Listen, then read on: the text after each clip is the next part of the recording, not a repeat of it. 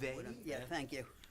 are a machine. Thanks. The two of them hosting. Is that how you and your wife hosted too? They do it the same way. Yeah. Okay, welcome to the Rybrook Planning Board meeting. Let us all rise to the Pledge of Allegiance.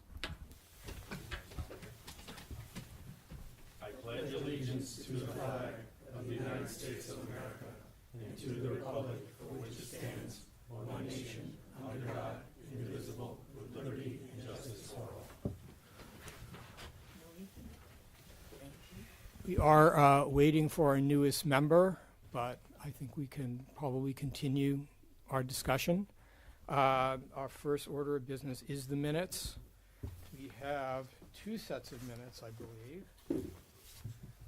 Are there any comments, amendments, revisions to be had to these minutes? This is the August 14th, 2025 minutes and the September 11th, 2025 minutes. That's good. Any comments? No? Can I have a motion in a second? Moved. Second. Second. I could be here all night. Second. Be careful what you say. I'm salary. Mr. Grzan, Yes. Mr. Mendelson, Yes. Mr. Richmond. No, Oh, Richmond. nope, I'm sorry, that's the old. Michonne. Yes. Yep. Mr. Teague, Yes. Mr. Weissman, Yes. Chairman Goodman. Yes. Thank you. Okay. And let's see. All right. Okay. I think I missed one thing, which is actually introducing our board and our consultants. Again, my name is Rob Goodman. I'm chair of the planning board. Also in attendance tonight as my fellow board members is John Grzan, Scott Mendelson, Amy Schoen, Ed Teig, and Lenny Vaisman. Our newest member, Kevin Branch, I think is on his way. And when we have a natural break, I'll introduce him. He has an interesting background. I think he'll add a lot to the board. But we have to wait for him to be here first. Also in attendance is our liaison from the Board of Trustees, David Heiser, our village attorney, Jennifer Gray, our superintendent of public works, Michael Nowak, and our village planning consultant from Hardesty and Hanover, Sarah Brown. And our trustee. And our, Don Crum, our trustee, who I guess is also our liaison. He's just freeloading, though. He's just freeloading. All right. Everyone is welcome. And our board secretary is Tara Orlando, who is responsible for all the work behind the scenes to get us here so that we're efficient and we know what the agenda is and all the documents. So thank you, Tara, as always. We're going to do a little reversal today because I know that you, sir, you have an appointment that's coming up. So we're going to take your matter, Four Little Kings first. And I think that just to sort of cut to the chase, I know that there was a letter Do you want to do that? from a resident. This is a follow-up letter, which I think was forwarded to you. And I just want to give you an No. opportunity to no. How do address I that undo that? before we take final comments and close the public hearing. Sure. Good evening. Greg Ketchapoli, engineer on the project here at 4 Little Kings Lane. Yes, I did receive a letter from Ms. Messina at 808 King Street, aka 2 Little Kings Lane. Could you talk into the microphone? I'm not sure they're on. Yeah, is it on? Sure.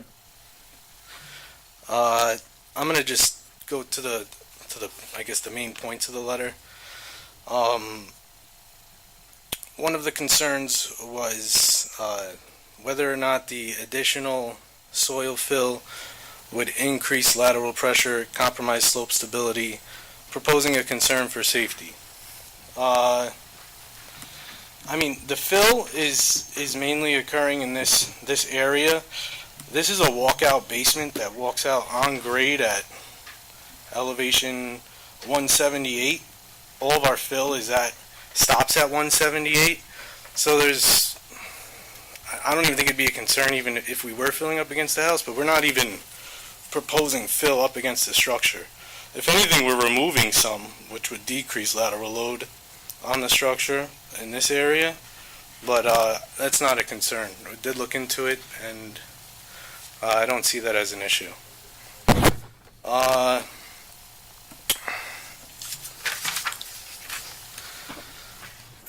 She had some concerns about the pop-up emitter, I guess how it's going to function, whether or not it's actually going to make it to the street.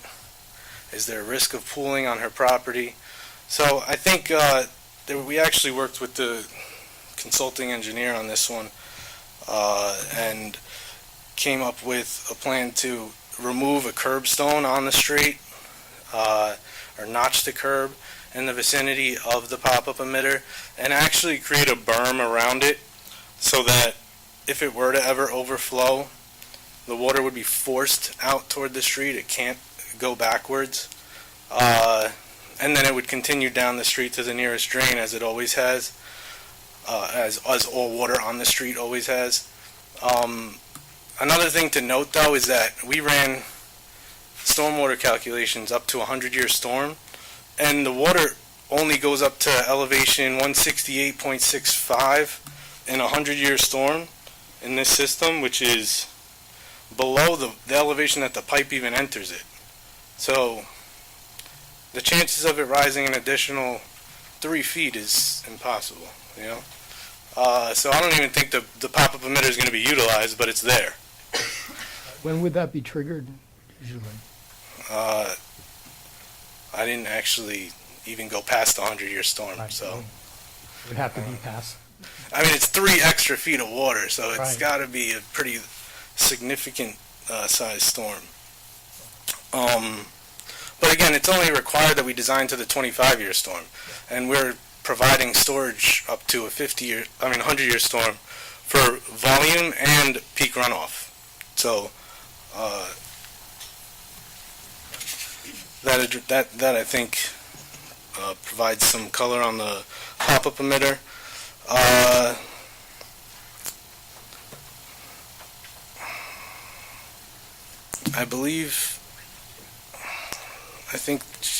I think again, most of the concerns were surrounding the pop-up emitter and potentially backing up and flowing onto her property.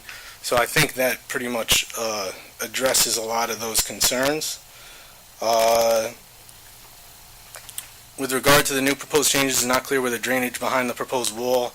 Okay, so the drainage behind the proposed wall is actually tying into the stormwater system also.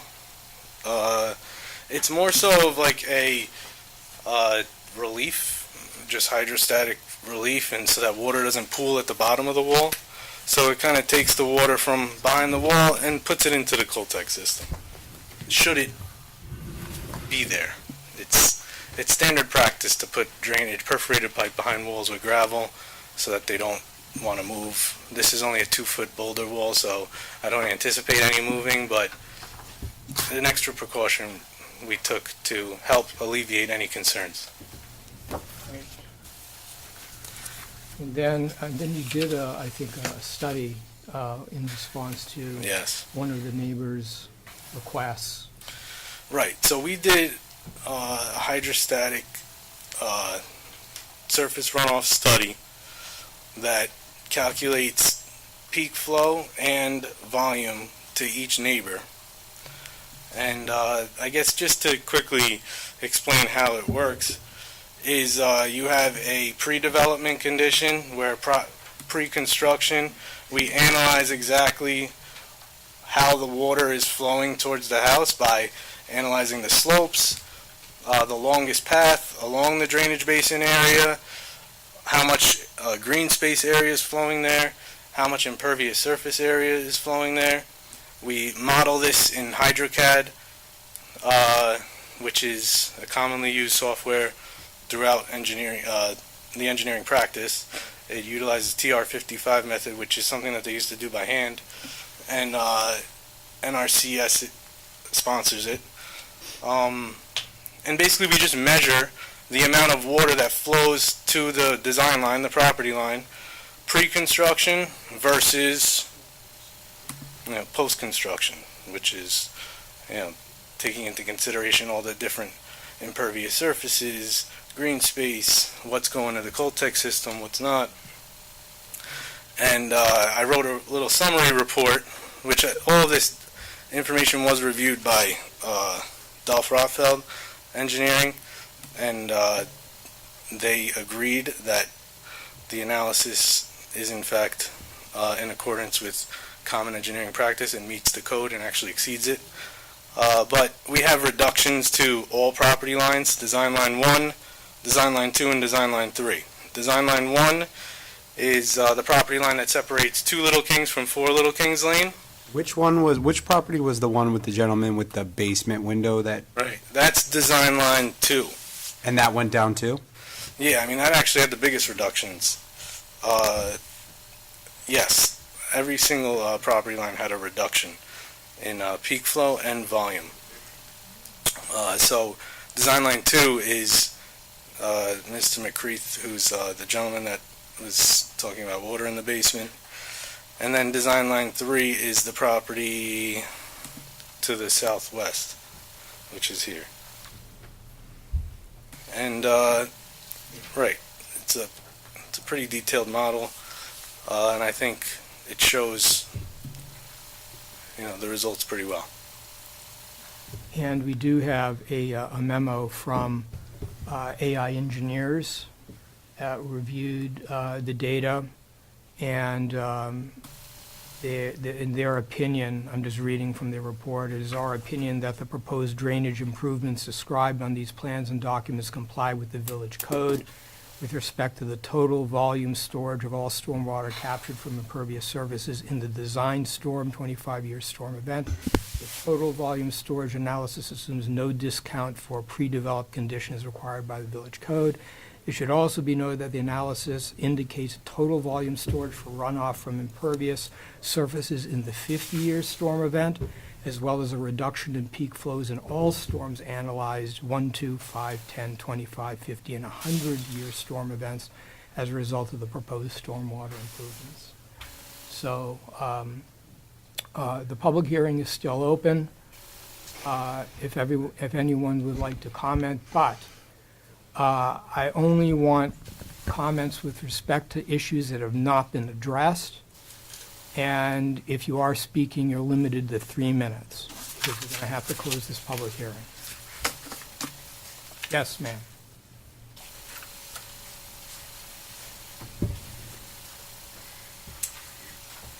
Okay, Angela Messina, I'm just here representing my mom with regard to the letter.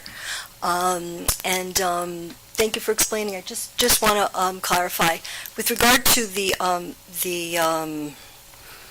walls, the foundation walls, that was just a concern because of back in '95 how there was so much blasting, and the house was really on a mountain. That's why it's so high. She had thought it might be a concern, and if you don't think it is, that was just up there just to put it out there to make sure. The questions with regard to the new changes that were submitted regarding this is in front here, the same picture. Okay, with regard to the elevation that we were at 170, I still don't understand how, if the street is at elevation of 172 and the elevation of 170, how it's going to get up there, the water. Microphone. Oh, sure. Yeah, so it's actually there as a emergency overflow. It's not there to be utilized on a regular storm basis. It's there so that if we were to get a catastrophic storm, the system doesn't gain pressure and geyser. It has somewhere to relieve itself, and that's the point of it. So if that is ever overflowing, we're definitely all in trouble. But isn't that Celtic putting it out into the street itself? If it's putting it and it goes, how is it going to go upward? That's what. So the Coltech is storing the water and then infiltrating the ground. But if that water starts coming in too fast, where it can't infiltrate it faster than it's coming in, it'll start to fill. And then as it's filling, it has to find the lowest spot to relieve itself. Okay. And the lowest spot to relieve itself will be this pop-up emitter, which is At 170. which is at 171.8, Okay. which is bermed around so that if the water starts to come up, it goes out toward the street Okay. and then rides the curb line to the drain inlet. Okay. But still, the elevation is still at 170, Of where my property is. right, but the water at that point is in the street and it's bounded to the street. Okay. Will the overflow from that be able to, will be able to be handled in the street Yes. as far as all I the mean, other? Yeah, it's not even going to be overflowing in a 100-year storm. I mean, we got like a 72-inch by 48-inch. I think it's a culvert. That's concrete culvert that's running through the easement. Yeah, it's definitely a sizable system. As long as it is, only because the houses were designed with Oh, the, go ahead. micro. Yeah. Okay. If you, no. if you can conclude and. Yes, I'm finished, okay. appreciate it. Just because, the houses had all been designed with the runoff, and I just, in the pictures, I just didn't, all of it going into the street the way it was, I just wanted to make sure that it was going to be handled, only because we're at the lowest point and just didn't want to have any flooding. That was it. And if you feel that that's the way it's going to work and we're not going to be flooded, Well, I then- think that's the effort. Okay. No one wants to be flooded. Of course not, okay. And I think that the applicant has, entertained your, And I do Good. appreciate it. Right. My mom appreciates it. I just wanted to just make sure Yeah. because, I understand, but I think every effort has really been made Mm-hmm. to address everyone's concerns within the context of the code. Mm-hmm. I mean, it's got to be reasonable. But judging by the engineer's report, they have more, they are actually engineered beyond the 25-year storm. okay, So, and I think that there's been a lot of work done to make sure that the water is going to be channeled away from neighbors and into sort of a path that will end up being drained into the street. So, So- I think everyone has done, Okay. including the neighbors, everyone has done their job in making sure Okay. that this is the best application it can be. okay. And I think it is. And I appreciate it. Thank you. Thank you all very, very much. And I wish you all the very best with everything. Board members, do you have any questions? I have a question for Michael. I apologize, Oh, no, go ahead. I go was ahead. not here for the last board meeting, so if I'm asking something that has been already covered, my apology. I read your review memo, which I thought was wonderful. Tell me, based on the change, and it's a significant change in elevation, and the amount of filled material that's been brought in, does that in any way, form or shape, change the surface water runoff? How the surface water runoff behaves now and how is it going to behave afterwards? Is it tilted more towards the neighbors or is it being captured and being carried away from the neighbors? So this is one of the points that was brought up and modeled by Mr. Cacciapoli in his HydroCAD. That was a concern of mine, and that was discussed with him and with Mr. Natarelli, who's our consultant. I don't have HydroCAD, so I can't run the calculations here, okay? So that's why I asked them to do that. And in all of the models, sheet runoff is being reduced, okay? Based on topography, the finished grade, in a way, is still following the current grade in form. Not 100%, but more or less it's going in the same pattern. So they're not necessarily altering the flow from that way. It's not like they're channeling it to one corner only. It's still flowing how it flowed, but at a net decrease. Okay, thank you. Okay, and can I have a motion and a second to close the public hearing? Moved. Second.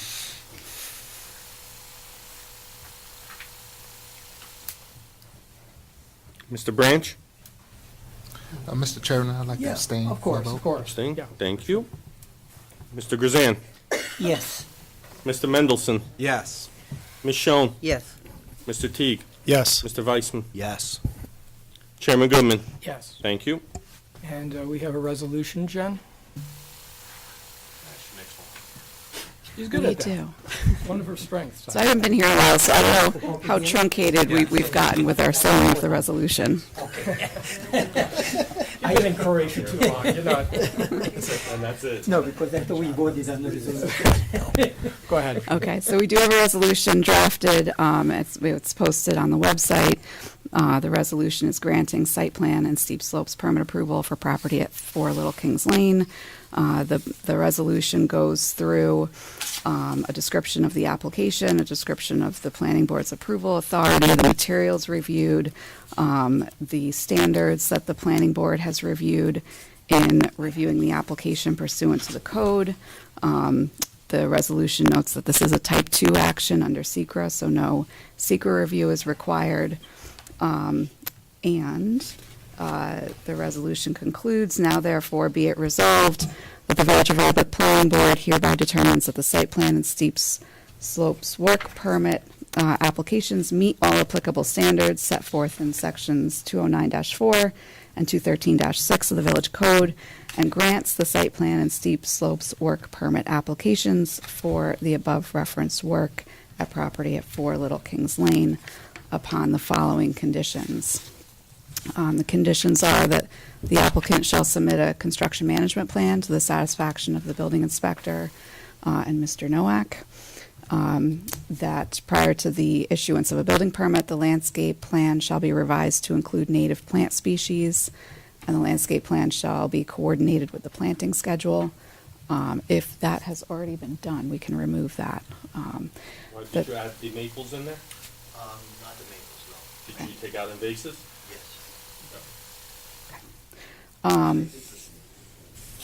The landscape plan shall also be revised to remove the 2 proposed pin oaks in the northeast portion of the property, which are proposed to be located near the Coltex, and all work performed pursuant to the steep slopes work permit shall comply with the conditions set forth in the village code applicable to steep slopes work permits. The applicant shall notify the building inspector at least 5 days in advance of the date on which disturbance is to begin. The work permit has to be displayed prominently at the site during performance of the work. And the steep slopes work permit will expire on December 11th, 2026, unless an extension is granted by the planning board on written request pursuant to the code. Be it,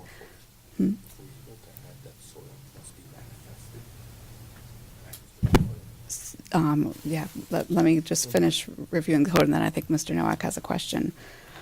So be it further resolved that no permits shall be issued until the applicant has paid all of the applicable fees and professional review fees incurred in connection with the application.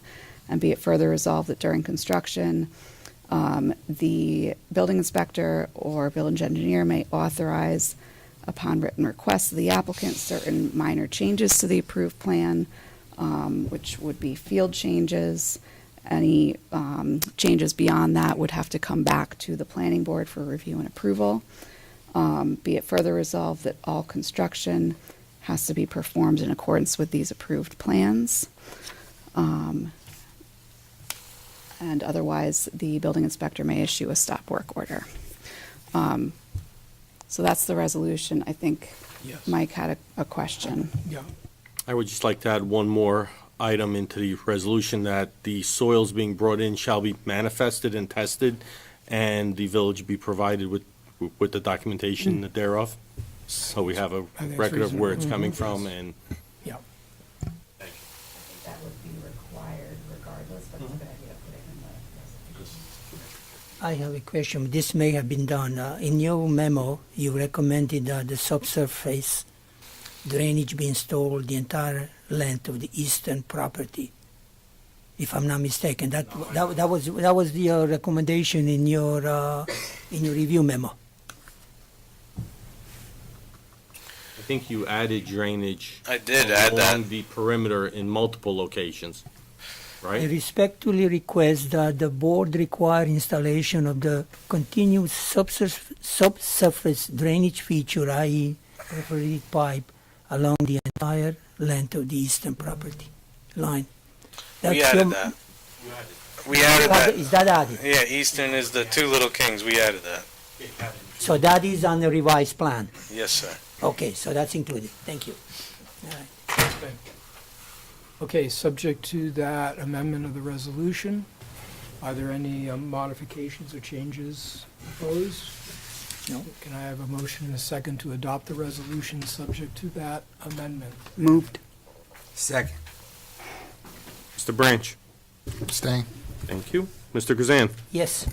Mr. Mendelson? Yes. Ms. Schoen? Yes. Mr. Teague? Yes. Mr. Weissman? Yes. Chairman Goodman? Yes. Thank you. Thank you very much. Good Have luck. a good evening. Congrats. Yeah. Here's to no storms. Okay, while we're on a little break, I want to introduce our newest board member, Kevin Branch.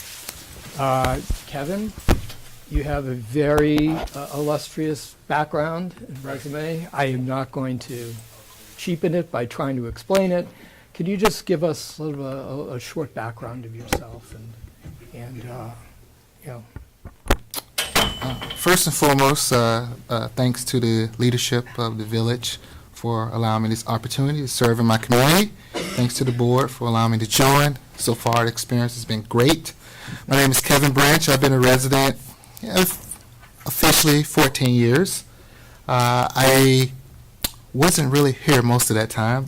I retired about 4 years from the U.S. Army. I was an engineer officer where I served 30 years and retired as a colonel. I'm a mechanical engineer by trade. Over the time, transitioned to a project manager. I currently I'm employed by the Metropolitan Transportation Authority in the Construction and Development Agency, where I serve as the Vice President of Capabilities. What that means is I'm responsible for all of the technical capabilities of the workforce in construction and development. Some of my construction experience, I served as the lead engineer for Combined Special Forces Operation Central in Afghanistan, and also served as the senior engineer for the U.S. State Department in Reconstruction in Iraq, and also served in Iraq as the engineer for the 4th Brigade Combat Team, 3rd Infantry Division. So it's a little bit about my background, mostly capital projects and combat engineering. oh, we can use that around here. Absolutely. Probably not my extensive background, right? And welcome, we really look forward to Welcome, looking welcome. forward to you. Your expertise is gonna make us look so good, I can't even tell you. Now you just put us all to shame. Yeah, that's right. All right, now, our next application, Kingsfield, I think what we're gonna do is we're gonna take this matter into executive session for a bit, just because we have some members that have been away for a while, and there are some questions relating to the proposed resolution that we would like some input from council. So, well, I guess we can go into the back room. Yep, so you should make a motion Okay. to adjourn to a session for advice of counsel. Okay. Isn't there a Can I meeting have- back there? Can I have a motion and a second to adjourn for executive session Moved. Second. For advice of counsel. or advice of There's a counsel? difference. That's what- Got it. Second. All in favor? Aye. Any opposed? Thank you. All right. That's what I just, yeah. Okay. Okay, we'll squeeze in the. We'll squeeze in the back. Right. Thank you for the service.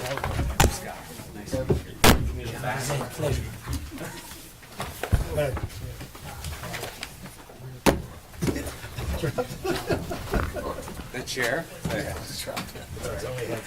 You're welcome.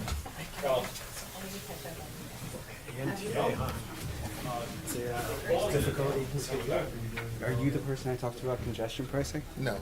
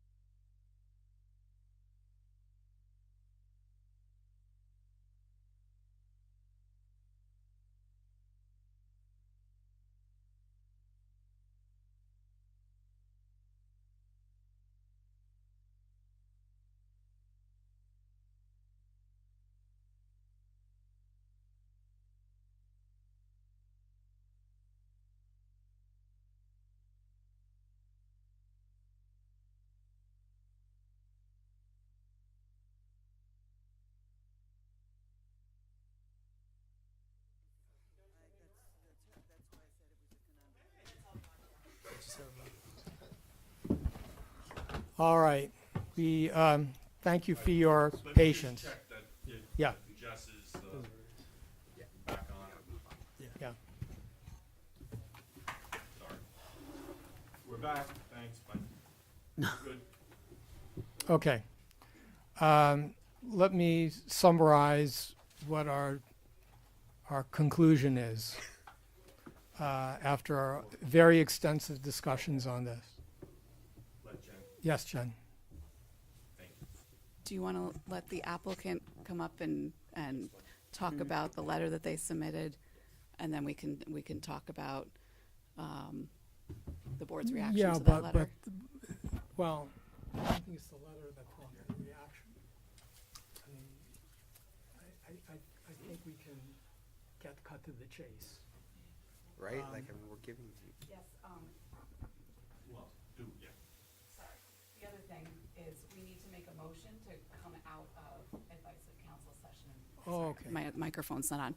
We need to make a motion to come out of advice of council session and back into your regular Okay. meeting. Can I have a motion to that effect? So we're gonna do a motion and second out of advice of council, back to regular meeting. Correct. Motion. Second. All in favor? Aye. Any opposed? Thank you. Okay. And also, I think this has been open for a public hearing, so unless there's any additional members of the public who would like to speak to this application? Guess not. Can I have a motion and a second to close the public hearing? Moved. Second. Okay. Okay, Mike? David, come up. No. Oh, You just, wait. oh, sorry. You guys have a motion and a second on the table to close the public hearing. All right, sorry about that. Yes. Hold on. Got to vote. Who motioned? I motioned. Who seconded? Lenny. Closing the public hearing. Mr. Branch? Aye. Yes? Yes. Mr. Grzan? Aye. Mr. Mendelson? Yes. Ms. Schoen? Yes. Mr. Teague? Yes. Mr. Weissman? Yes. Chairman Goodman? Yes. Thank you. Okay. All right, now, come on up. The original application was to allocate 4,800 square feet for the use of the residents of Kingsfield. And we've had some extensive sessions on equity and on how this would be done. And we had a work session where I think there was an agreement to, or at least an agreement in principle or a consensus in principle to allocate a certain percentage of the impervious surface buffer to each resident and then allow the HOA to reallocate if they wanted to reallocate, enter into some sort of system that would allow there to be maybe a trading system. And we've decided to basically grant your original application, which is simply to allocate the 4,800 square feet for the use of the HOA for the benefit of residents, and leave it up to the HOA to define how they are going to do that, and without requiring an allocation of 44 square feet per resident. So in other words, it'll be up to the HOA to decide how it wants to allocate that, and, you know, in accordance with whatever the village requirements are for reporting of what has been being done with that 4,800 square feet. And Jen, we have sort of a resolution in progress, but you may be able to add maybe a little more detail to what I've said. But I think unless any board member objects, that's sort of how that's the sort of the consensus we have come to. Yeah, so I don't know that I have any more to add. I think that pretty clearly explains what was discussed. I'd like to know how the applicant, the applicant's reaction to the idea that the application would be granted as it was originally proposed with just the straight slop. So allowing the individual lot owners to utilize the excess impervious surface coverage rather than it only being used for the common areas. And as to how that is utilized by individual lot owners, whether it's an equitable division or something different, would be completely with review of the HOA. Hi, David Gelfarb, just by way of introduction. I'm the attorney for the Kingfield Lot Owners Association. First, I want to thank everyone for all of the work that they did with respect to this application. I know it's been a long process, and I really appreciate all the work by the board and by staff and council.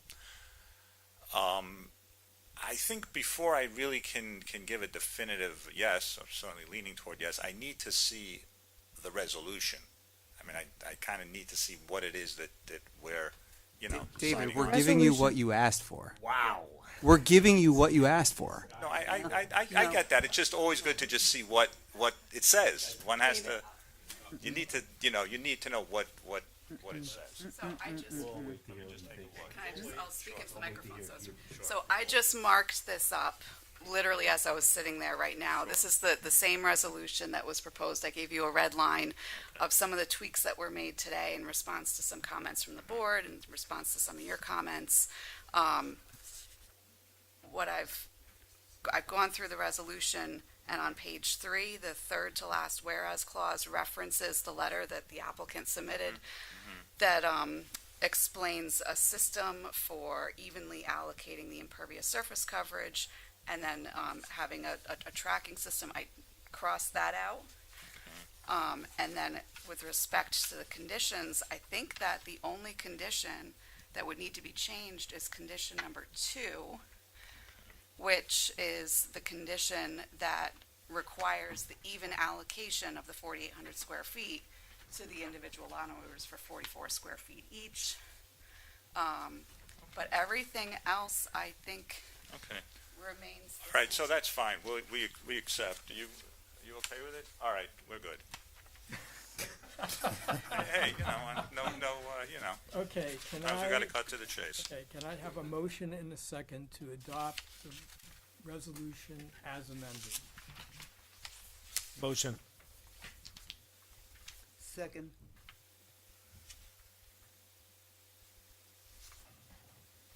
Mr. Branch, Abstain. Mr. Grzan,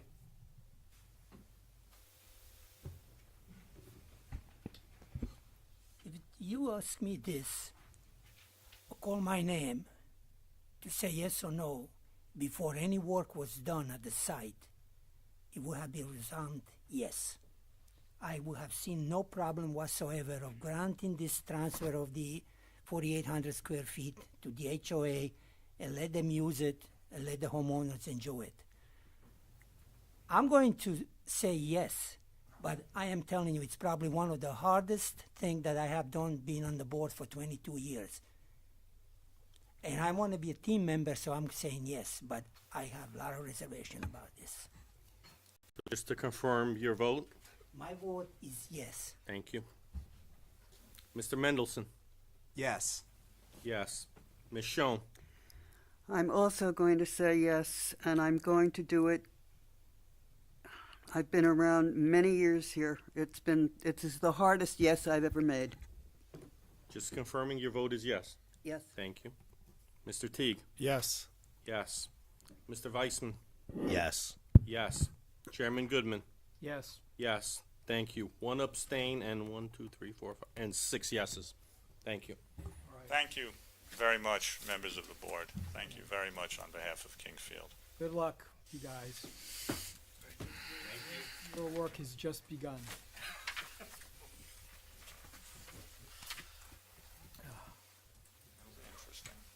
Interesting. Any further matters before the board? No, None? the sooner we get out of here, the better off we are. Motion is second to close the hearing, Move. meeting. Second. All in favor? Aye. Any opposed? Thank you. When do we get the Thank you, certified? staff, very much. Monday? Michael, Jen, Sarah, thank you.